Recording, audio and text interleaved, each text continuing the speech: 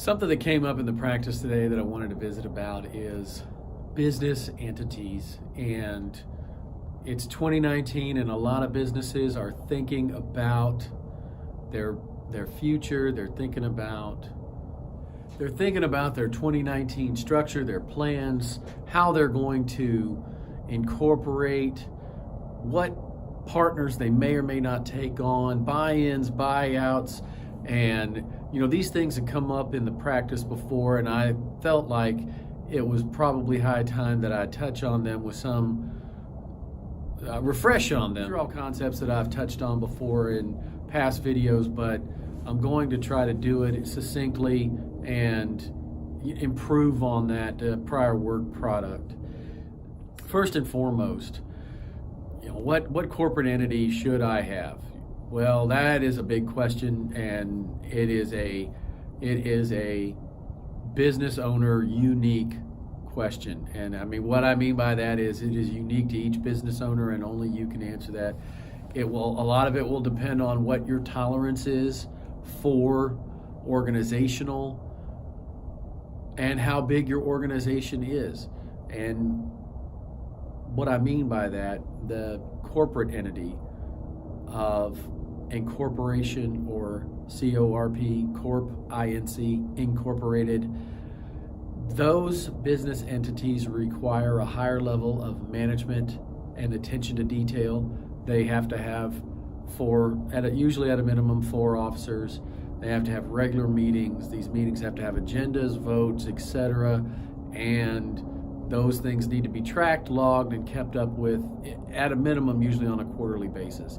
And if you're like a lot of business owners, especially when you're a smaller business owner, you kind of need to run things as flexibly as possible. And by that I mean not disorganized, but with maximum flexibility.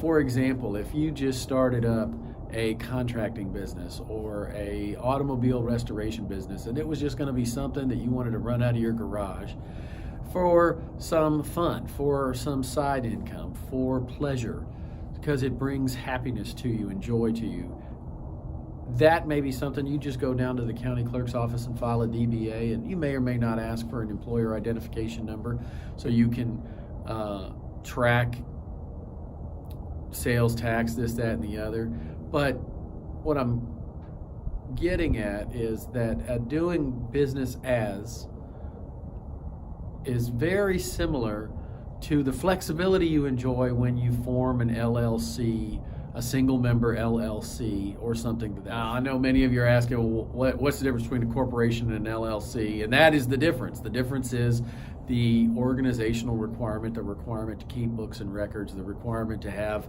officers, regular meetings with agendas and votes that are tracked and logged. Occasionally they may be provided to your CPA. They may be asked for in an audit by the IRS, and if you don't have them, the IRS may say, well, look, why would we give you the benefit of the corporate form and corporate tax structure if you're not honoring the corporate structure? In other words, you're not running it like a corporation needs to be run. And that's where I tell a lot of business owners, especially smaller business owners, that this may not be the structure for you. You need maximum flexibility because you're in the business of running your business and creating income and paying employees and generating products, and not in the business of micromanaging these corporate form steps that are required to stay within the good graces of the corporate veil.